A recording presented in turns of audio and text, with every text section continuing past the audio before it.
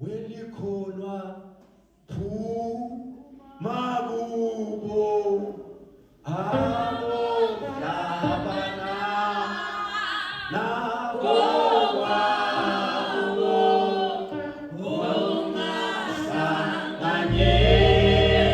mwahlanganyeli nawo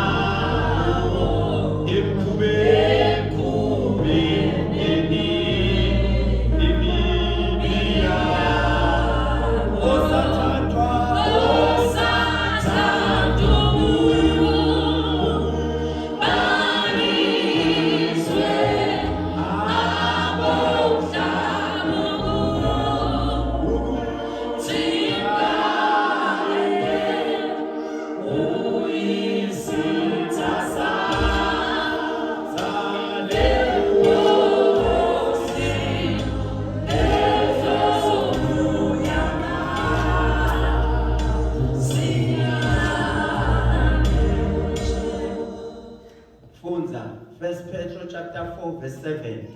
So yazuka ufunza 12 ugcina 16 egameni lika Jesu. Baphathi labalungile betipho taNkulunkulu.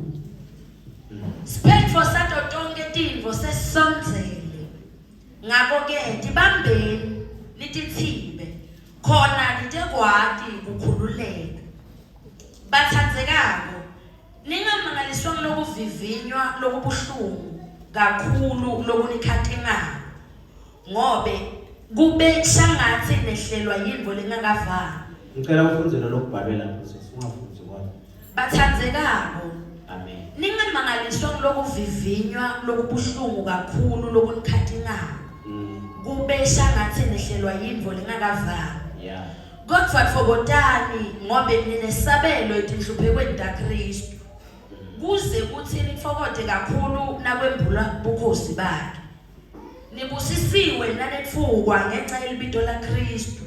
Ngobe lokho kukhombisa ukuthi moya webukhosi lowaNkulunkulu unifukamele.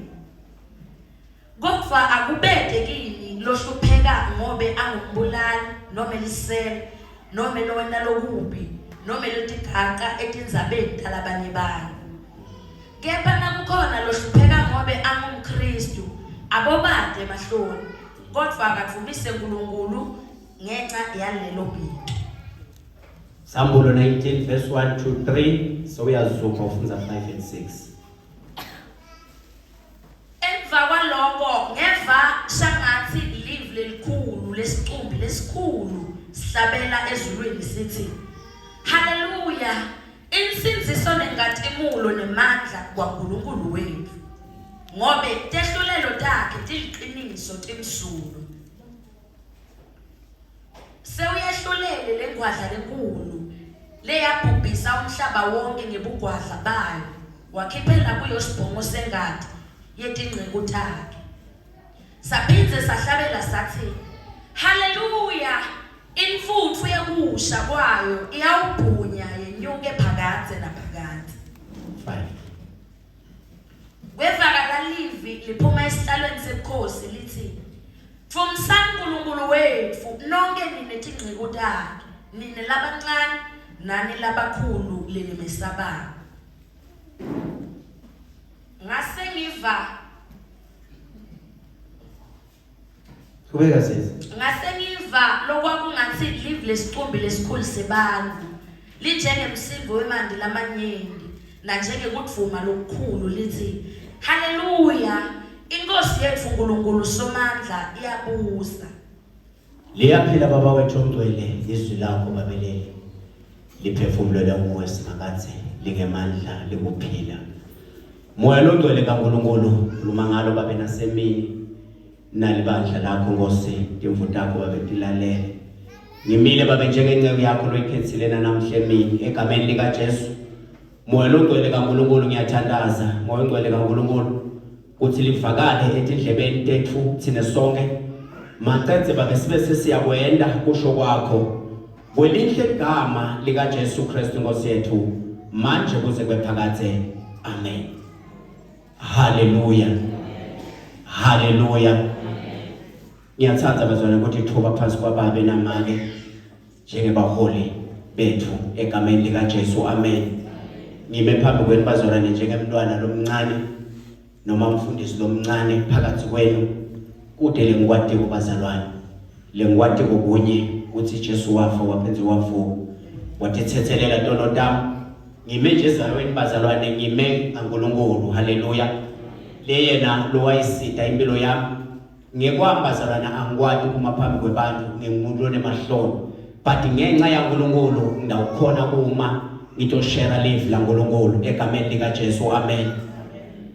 Lenhlithweni yami phakathi kunalomhlabeleli lolothi endlebeni okholwayo kumnandi but kunanasi asahluko nathi ya lelithi qinisa wemzalwane aze afike no le uso piwa qinisa qinisa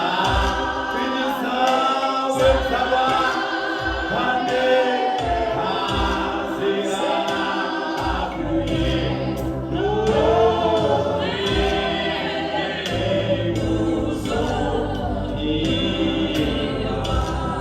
lafunza khona bazalwane uthi uNkulunkulu ngekubhala kwaPetro uthi siphetho setinto tonke sesifikile haleluya. Nginesihloko ke bazalwane lengifuna ukukhulumela kuso kuthi kuze ufike emshadweni dibambe utitsime haleluya. Ukuze ufike emshado angikhulumi ngemshado wa Mr Metiso na Mrs Metiso ngikhuluma ngemshado weludlu lelithi iBhayibheli utawufika uthathe labo labamlinzile njengamakoti weludlu haleluya.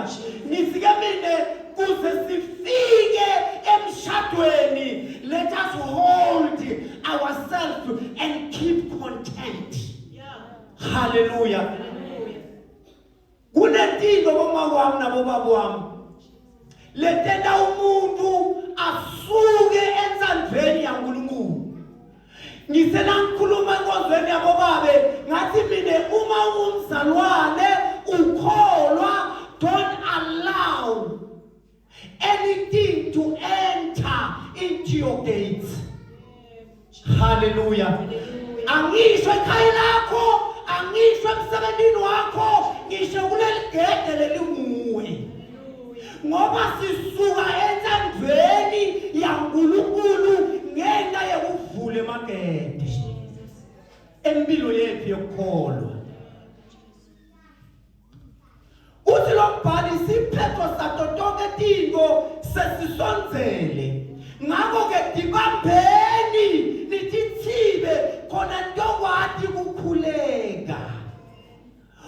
Uma ungakadibambi watithiba angeke ukhone kukhuleka because emagede akho onke la leader empilweni yakho uwavulile.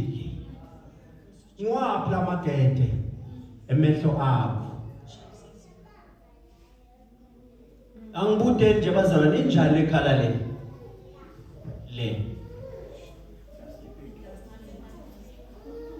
ngathi dark pink abayani silamlele make mthiyani i-dust pink lona ke bazalwane lona ngiyabonga bengifuna ntongisida ngami namwathi nikubone ngani lo bazalwane nikubone ngemehlo lomunye ukubonile lokho wathi nakakubona lokho kwenteka empilweni yakhe kunento leyentekile wayibona lento ingakenteki ngalendlela lenteke lo kwabe sekusuka into ihlala enhlitweni athi bomake mthiyana makangenteli kahle ngoba bona enkonzweni abantu abasha bebenteka konke kukuhle kodwa mina enkonzweni yami abakangenteli kwabakuhle yini idzaba akakavali magede akhe emehlo kusukela nje ukuthi abone into yabantu abasha beyihle manje so uyamizwa sibali nabasuka bomazwi abadribula ngathi mina dribba amazwi mina ndani ya drug abasadribbi labo mazwi so uyafika sibandle uthi abakakendeli kani why bazalwane akakavali emagede ani emehlo akhe asivaleni bazalwane emagede letala empilweni yethu ukuze kuthi sikhone ukukhuleka kuNkulunkulu umusane emehlo entorolo amsoro mana abakhona lona emehlo entorolo Unaloko sinakafuna kubuka wena abukele mara ubuke wena bebe sesifuthi ufuna kubuka mina mara uthi Okwa uNkulunkulu naye uright isithi incwebeni elanga nayishumayela yathi unomungaze ube sishosha uhambe ngenyawo linye ube so lo muntu longekhathi perfect so why bazalwane kungeke uthi uNkulunkulu akabuki lokhu futhi akawali uNkulunkulu ngalokho but ubuka lo lokuleke ekhaya kodwa umuntu wemehlo umabona into iletha ku complain sesikhabo athi mina ngani kwabendeki lokhu inkinga yakhe akakalivali igede lemehlo liyamsusa kancane emshadweni liyamkhweshisa kancane ukuthi afika kuphi emshadweni date number 2 our ears indlebe tethu hallelujah indlebe tethu bazalwane tiva tinto letithusa tisina tiva tinto letithusa ngoba bemabaso ubaleke ungasabheke emuva uthi na ubaleka ucabanga ukuthi kubaleka kutakusita kanti bekufanele ubithe umnikati wempilo atakusita kulo lokuvetha indlebeni takho lithi iBhayibheli liyelanga inceku iceda kwenta kumangalisa ibulala abaprofeti bakaBhali ibulala konke ngenxa yokuthi abazame kusha umnikelo lithi iBhayibheli kwafika umbiko kuJezebeli wathi Jezebeli lokhu lokwendile kubaprofeti baBhali uma lingashona ngakakwendi angeke walunga lithi inceku yangenwa yini ngemande emadolweni yenze njani bazalwane Jesus lithi yabaleka yafika yahlala phansi kwesihlahla semthanyeni yathi nami sengithandazela ukuthi manje ngingafi lithi iBhayibheli wafika uNkulunkulu ngoba uNkulunkulu bazalwane la ubhaqe khona uyabona la uthi bhaqise khona uNkulunkulu uyabona lithi iBhayibheli yafika uNkulunkulu wafika uNkulunkulu lathi wendani la wathi nami bengithembile ngokodwa nyalo bathi bafuna ukungibulala wathi hey suka lapha suka umuhambe ngilungisele ukuthi utawudlala emfuleni Ufrati kunemagwa wabalatata tokunika inyama lesi iBhayibheli wavuka waba nemandla ngeke ukuthi ulalele livi labani la uNkulunkulu uqale walalela livi la Jezebeli wamsithusa wabaleka kodwa nakafika uNkulunkulu lithi iBhayibheli wavuka ngemandla ngoba uNkulunkulu bazalwane nakafika empilweni yethu usinike amandla ekuqhubeka usinike amandla ekukhuleka usinike amandla ekhona kuzila usinike amandla ekhona kuvalivi silfunze gate number 3 our heart inhliziyo tethu athi umbhali ngaJakobe ngale athi inhliziyo yimpi aniyathi yini kuthi ngukhohlisi kunebantu bazalwane babeke abantu la inhliziyweni tabo lo munye ubeke ukuva lakhe lwenyanga kuthi ngiyababuka nje ngomethi sobakhuluma abathi kahle bathakathi lapho lokho manje lokho kwafikela akusingilutho lokwa lokho inkukhu labafika babagubhela bona akusingilutho lokwa bayadlala bometiso mina ngitshela ukuthi bakhona bathakathi labangathi bangafika angaguquka hamba enyangeni lo muntu uthethele inhliziyo yakhe wayinamathelisa kwebantu wayinamathelisa kumfundisi Metiso Fundisi Metiso netakakhe ngeke akusinde nasefika tinkingi Fundisi Metiso netakakhe ngeke akuthandazele nasefika tinkingi wena kufanele kube nguwe lotakimela ukuthandazele inhliziyo yabantu bazalwane labakholwako iyasuswa ekulinzeni ukuthi yofike emshadweni isuswa inhliziyo hlala ikhuluma ingeke la ikhuluma ngecompetition nami yafuna lo Thema iveni ekhosa neme yafuna khosa funa konke uyafuna uthenga ipolo vivo nami yafuna polo inhliziyo haleluya Uma singawavala lamagede lawa bazalwane, sitambona uNkulunkulu. Sitawufika emshadweni. Uma nasingakhona kwavala lamagede lawo, uNkulunkulu utawenda umsebenzi etimpilweni tethu. Ngoba livi nalifumva, litafike lihlale enhlitiyweni, lisingahlaba limile, lisingalimila likhalaze, likhiphe isithelo, sibona intombi yakho seyihamba, idumisa, isinyamethemba loyo waseCalvary. Yini indzaba livi lifike lathola umhlabathi lovunzile enhlitiyweni, lamila. Jesus. Thank you, Jesus. Lenge ingaphandle ke.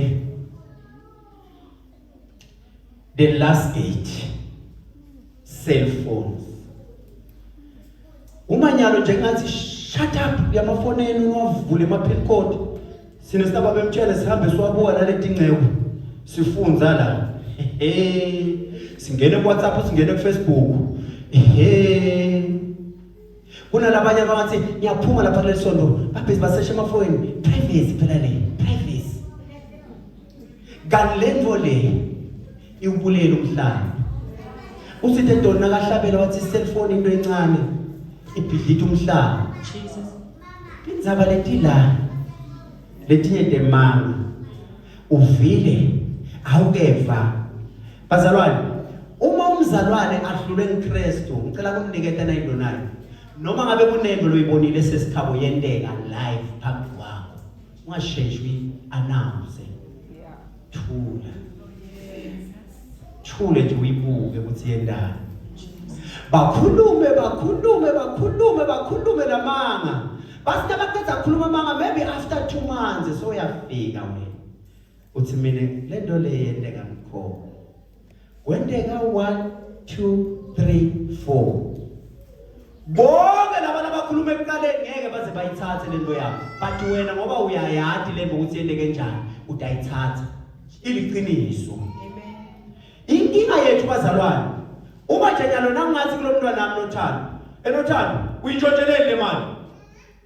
Utambuka noThando wathi baba uthi ngitshontshe imali mina. Athathe khona lapha afune ku-react same time. Papa mina ngantshontshe imali. Yindzaba ukuthi ngitshontshe imali. Kanti khumbule ukuthi soqalile manje uyaqansuka. Papa manje mina uthi ngitshontsheleni imali. Ukhulunywa njalo nomzali. Ukhulunywa njalo. Funa thule papa imali angiyati. Akakhulumi lamanye amagama. Mina papa imali angiyati. Into sivele le mali kuthethwe ngubani? Do you know ukuthi bantwana nabantshontshe imali sibabamba letikolweni? Kungako letikolweni funa sibe nawo lamanamba bothishela. Letikolweni balavisha. Bafike balavishe. Sitawuva bathi Natasha bekaphethe 100 rand. Kuye ngani umnika 100 rand? So umbambile njalo. Ngikhuluma ngendzaba bazalwane ukuthi into le enhlitiyweni umuntu imenda asheshe a-react kanti umzalwane into le enhlitiyweni akafanele asheshe a-react kuyo.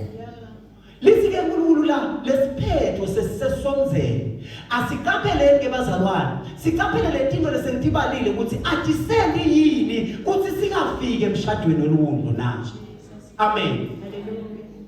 Uthi ke number 12 bathandzekayo ningamangaliswa kulokuvivinya lokubuhlungu kangaka. Bazalwane tilimo nako konke kwakhelwe thine. Ngiyathi nje nabanye babemlangena abakamuva nakathi ngiyambonga Sathane ukuthi abahluphe bomazo. Ngiyambonga Sathane labaye bathi lo babelo uyagula lo. Sathane bazalwane uma asikuhlukubeta usenda ukuthi sibe closer to God. Uma Sathane asihlasela asi-atheka usenda ukuthi siye kuNkulunkulu. Mina nje bazalwane angeke ngakhona kuvuka ngakaqeli uNkulunkulu sengiyavuka ngiyahamba.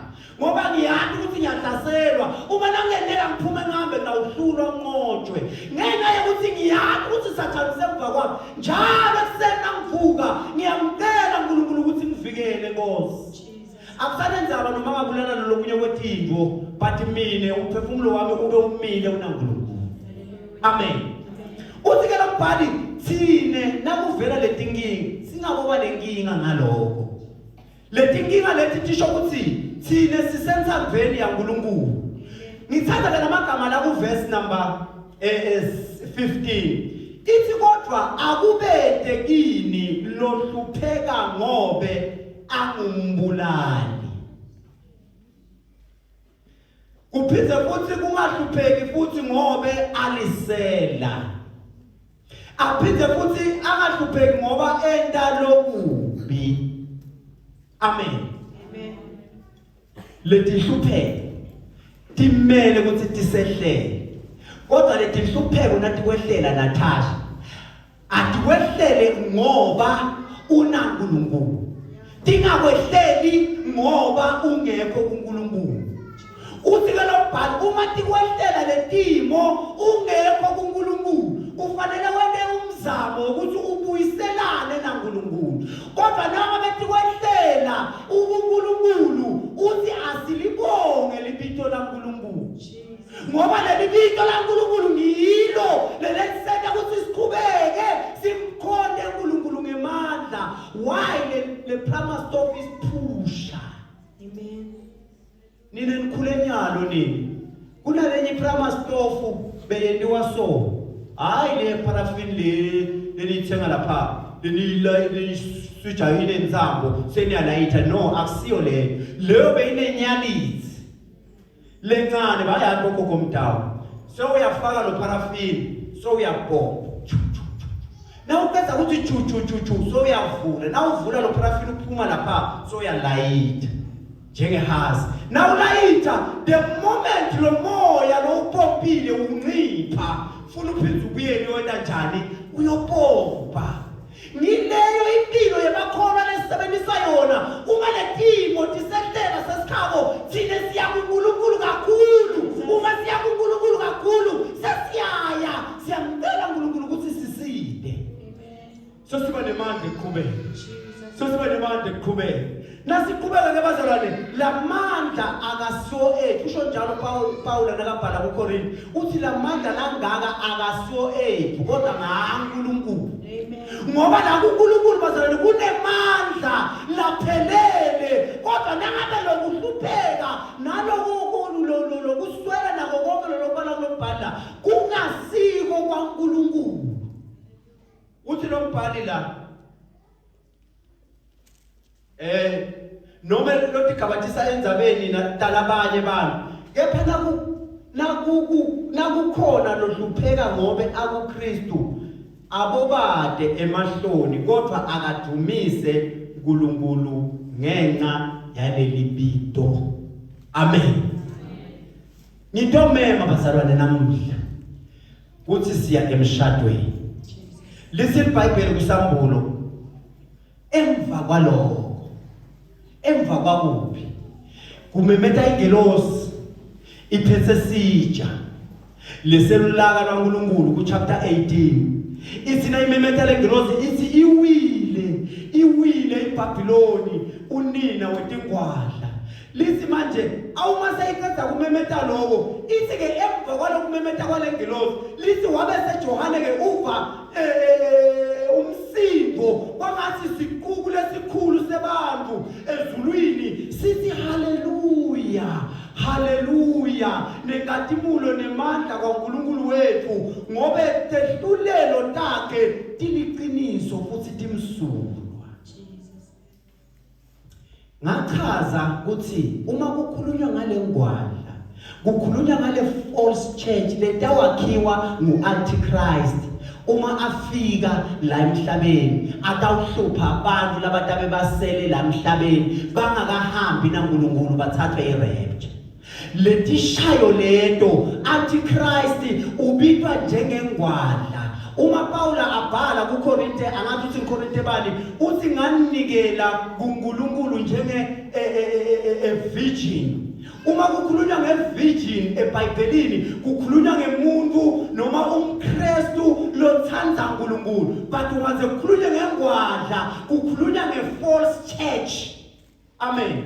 Ngalamanye amagama bakhuluma ngalamabandla lalasakhiwe nyalo lakhona lasahamba endatiko letingafanele temiwe endlini yaNkulunkulu. Leto ngilama false church lesitibita ukuthi dingwadla. Uthi ke lo mbhali la iBhabhiloni ngalamanye amagama iBhabhiloni ngesiBhayibheli ngilombuso lolotawubusa ngesikhathi sa-Antichrist le eRome le noma eBhabhiloni nikubita ukuthi kuseDubai nini uma sekufika lesikhathi sa-antichrist uyobe ane-headquarters lapho ngilale masongo onke atawuguqulwa athi nakaguqulwa aphile lempilo yebudlwangudlwangu njengoba nanamuhla lamasonto sekakhona ayaphila ahambisana nembuso walesikhathi. Amen. Lithi kaBhayibheli wabe sekuvakala leli lithi haleluya insindiso nekatimulo nemandla kwaNkulunkulu wethu ngobe tehlulelo takhe tiliqiniso timsulwa sewuyehlulele lengwadla leyabhubhisa umhlaba wonke ngebungwadla bayo. Njengoba nyalo bazalwane lamabandla njengoba wabona lamanye akhona aku in line nembuso. Amen. Njengoba aku in line nembuso sekavumela konke ukuthi kwendeke la kulamabandla lalabathi aNkulunkulu kodwa sekwendeka into letingasinto kaNkulunkulu phakathi endini yaNkulunkulu. Laba nyalo bathi sibayekele nyalo badethane basinabaqedza kudethana balalane bafundzane bavane ukuthi batawa kahle yini nakabona singakabe kahle amshiye. Ngile doctrine noma ngilokufundzisa kwanyalo kulamabandla lakhona nyalo uthi ke uNkulunkulu iBabylon seyihluliwe nayi lengwadla manje seyitawuhlulelwa. Seyihlulela njani bazalwane? Lithi nakahla uNkulunkulu utawuthatha prophet athathe antichrist ayomfaka echibini lemlilo. Lithi imfuthu yakhona nasifunza la lithi lentuthu batayibona ikhuphuka.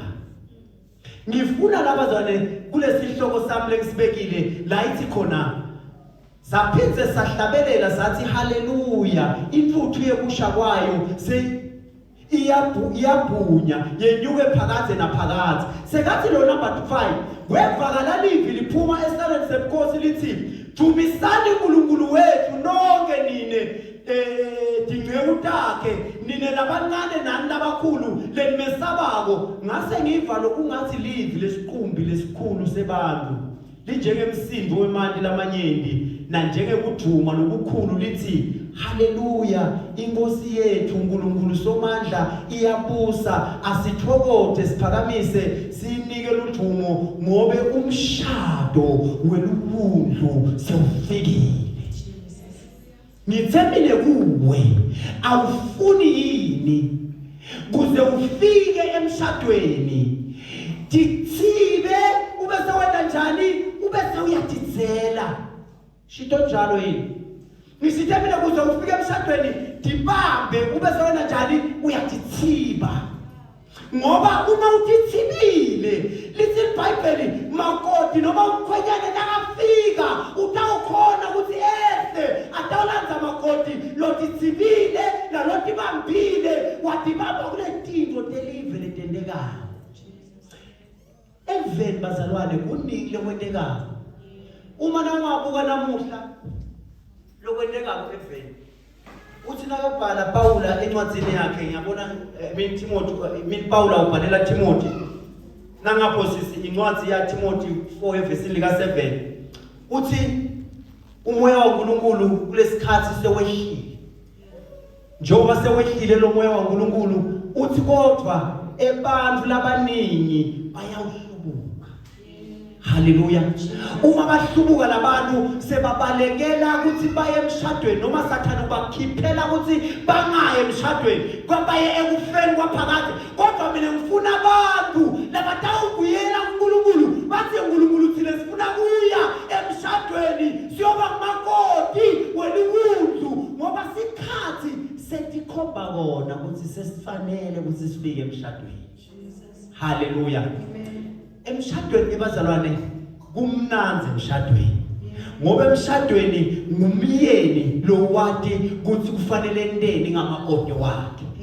Akunendzaba ukuthi tiyasehlulekisa letinto akunendzaba ukuthi letinto tiyashaya kodwa lokubitako nyalo kulesikhathi lesikude baba mabazo kubita ukuthi sibe ngumakoti logqilile sibe ngumakoti lotibambile sibe ngumakoti lotithibako ngoba nasitithibile utawufika angumyeni lowethembekile kumakoti lowethembekile. Jesus. Uyafuna kusala wena? Ufuna kwami? Refrain yourself. Dikweshise kuko konke. Kwelive nabo konke. Bazalwane, titho telive dinhle diyabukeka. Titho letelive dimnanzi. Uthi lo mnye umbhali wemabhuku ngiyabona ngiJohn ngipelpage nangaphosisi. Uthi manje uma ungathatha imvu uthatha ingulube uyiphose ku-muddy place noma ku-muddy holes, lisi ingulube itawufila comfortable. Hayi phela nabo gogo la sengikhuluma njani, uma utawuthatha ingulube nemvu uyiphose emgodzini loludzaka, yeva bogogo, nawe iphose emgodzini loludzaka, lisi ingulube itawudiva ikahle ngoba yona iphile enzakeni, kodwa imvu iyoba frustrated because impilo yayo ayiphile enzakeni. Makholwa lamalanga sesikhabo kudinge makholwa latawuphuma enzakeni, aphumele eshatshalazini, avele athi thina singamahlandiwe baNkulunkulu asiphile enzakeni. Hallelujah. Kodwa uthola abaduma kanye bonke baduma khona phela enzakeni. Uve makholwa athi sitawubona emasangweni, ayikho lento ekona emasangweni, yagcina kwale eZayoni. Nabo bebathi suthatha inhlitiyo tabo kuthi ngoba bafuna ukuthi bathi dudude letinhlitiyo kuthi bathi sitawubona emasangweni, ayikho lento zabe ekona emasangweni. Uma nje wena lokubi uyathi nje ukuthi wena lokubi, full stop.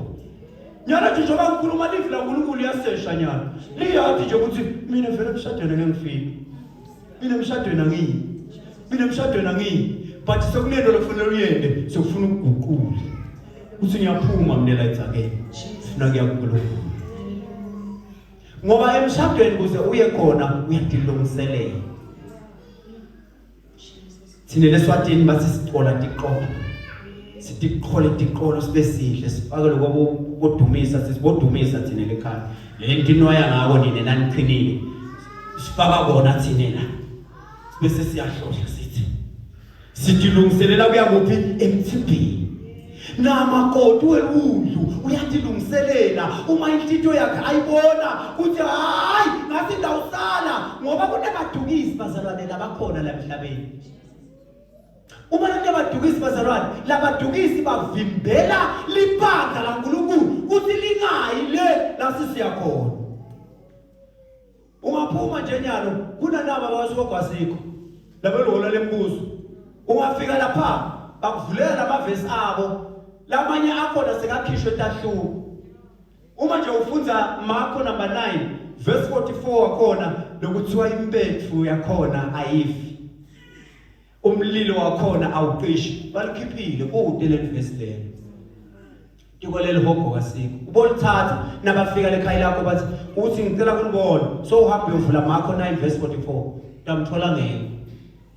Bathi sutha bona, sebatilungiselela bona, bafuna kuba ngumakoti, kungako vele bona sebatakhamiti tala ngoba bathi bona leko ngena 144,000 inkinga yabo balifunza ngenyama, balifunzi ngamoya. Kodwa thina ngoba silifunza ngamoya siyathi ukuthi sitawuthathwa siyoshada neludlu, sisiyashada neludlu, liwudlu bese liyehla lapho 19 esifunza khona.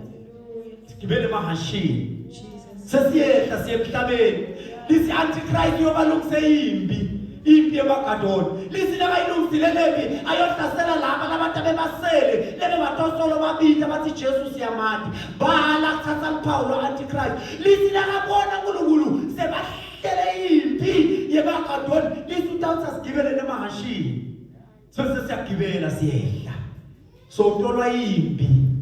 Hallelujah. Kungabona ufunza lo verse number 6 wakhona, lisi asithokothwe siphakamise sinikele udumo ngoba umshado woluntu sofikile namakoti sotilungiselele, uphiwe ukuthi ambathiswe ingubo elineni leliqosakele nalekhanyako nalemsulwa nalelungile. Hallelujah.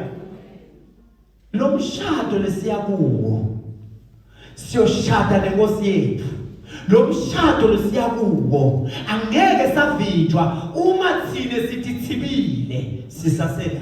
Jesus. Uma thine sithi bambile lethamsisasela sitawufika kulomshado. But singayiketla ngeke safika. Uthi lo mhlabeleli size sifike ekhaya. Lesiyokobela lona. Uma siyawufika kuleli khaya lesiyokobela lona abazalwane, leli khaya ngeke wafika ungakandluli duwethu ihlupheke. Hey, utawufika ukugula, utawufika kuswela, utawufika kuzodwa, kodwa thina funa sime. Hallelujah. Siyamethe Tempaloyo Hoa Nige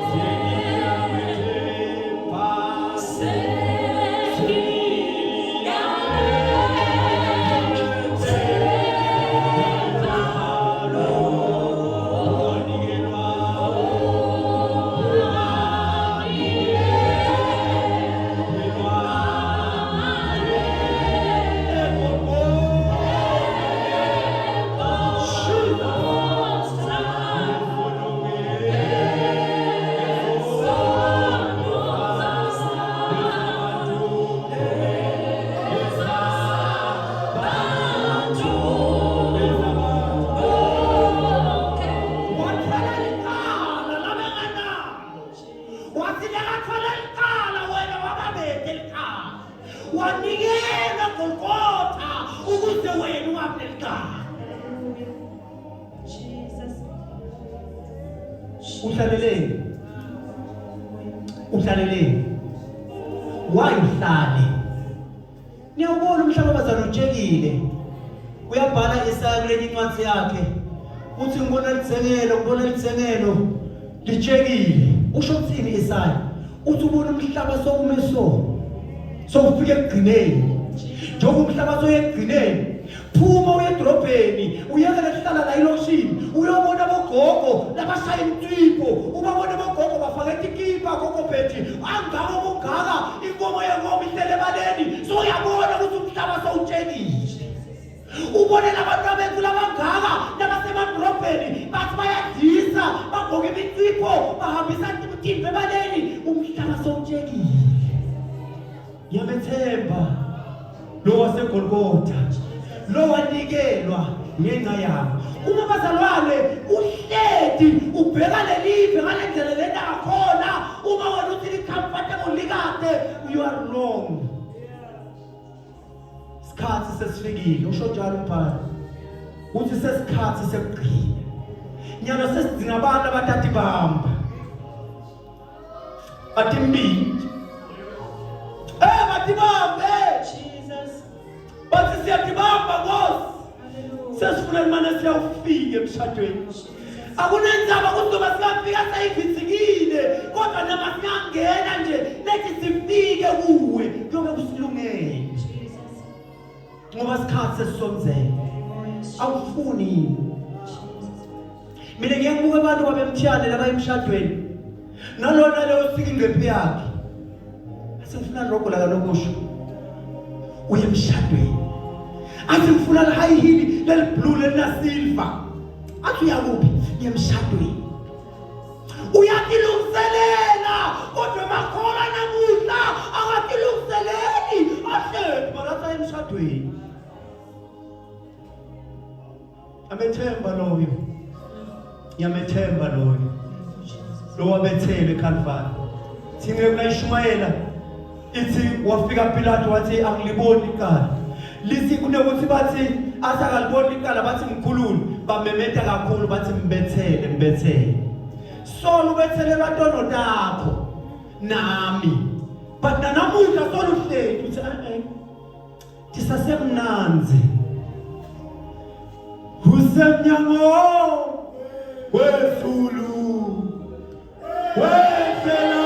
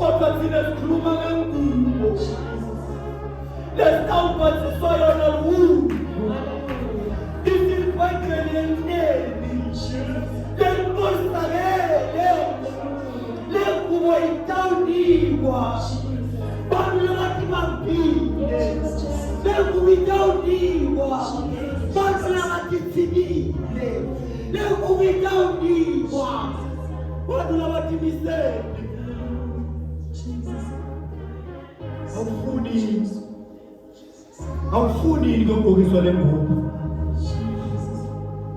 elubuye babengabe ngizothandaza nathi ncema thandazela labantu labathi mina Nkosi ngiyibona ngasayine mabala kodwa ngicela ukuthi Nkosi uyihlashile kabusha athi nokunye ngide kwasanhlobo lengubo ngiyayicela ukuthi kusukela namuhla ungembhathise ungaphatha lengubo emandla utawefa Ive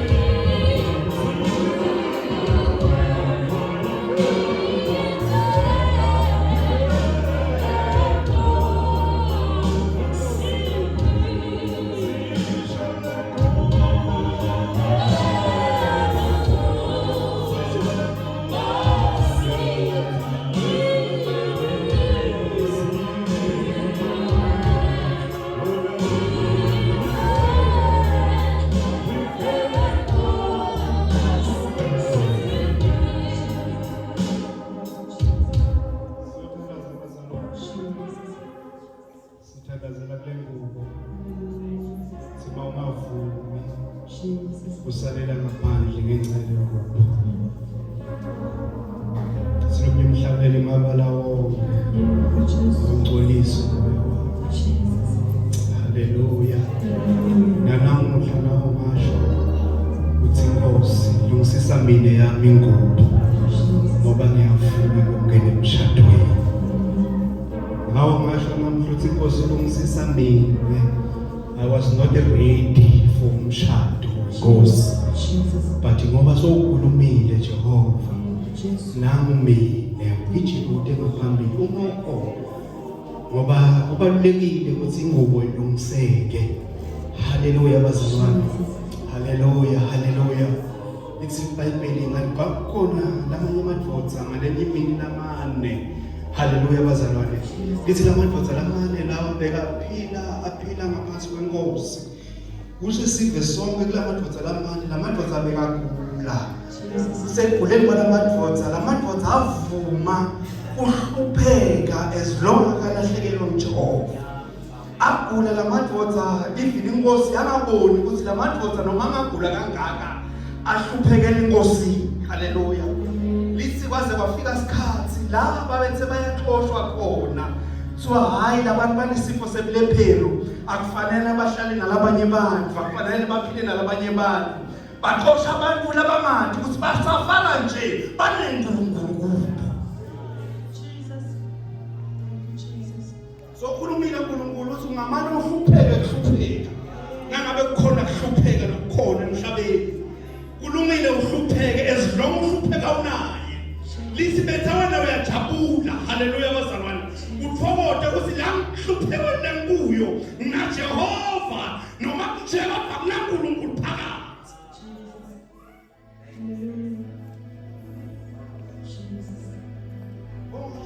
Thula moya wa. Oh, thula moya wa. Thula moya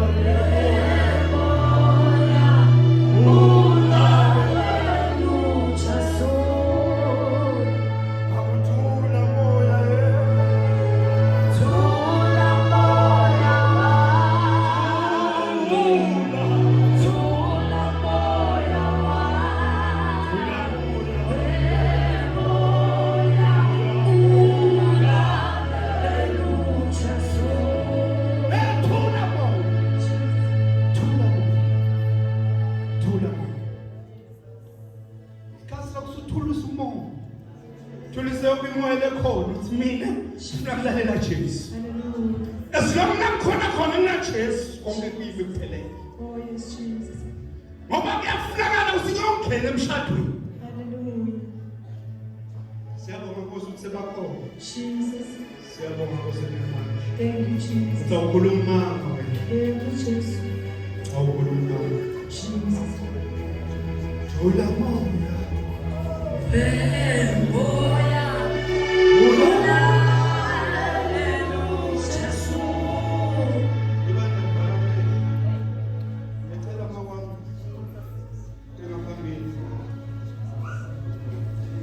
Haleluya bazalwane. Nelibandla lo.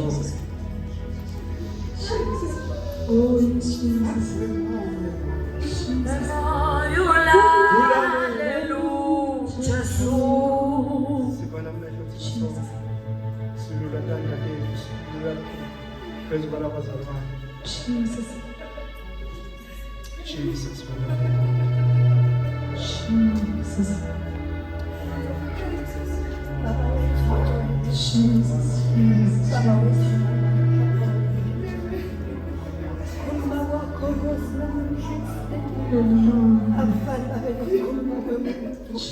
Wamanzi babuhlele ezulwini obukade inhliziyo yethu. Abona indlela lesibhizi ngayo. Silungisa babethi ingubo lethi ngeke ndasifikisa kuwo. Sekufika isikhathi babe la usifitela kuwe. Usifitela babe ukuthi sisale siyinaka lengubo lesinikwa kuwe. Lengubo babe ayithingeki ibe nemabala. Lengubo babe kudala ingeni khona.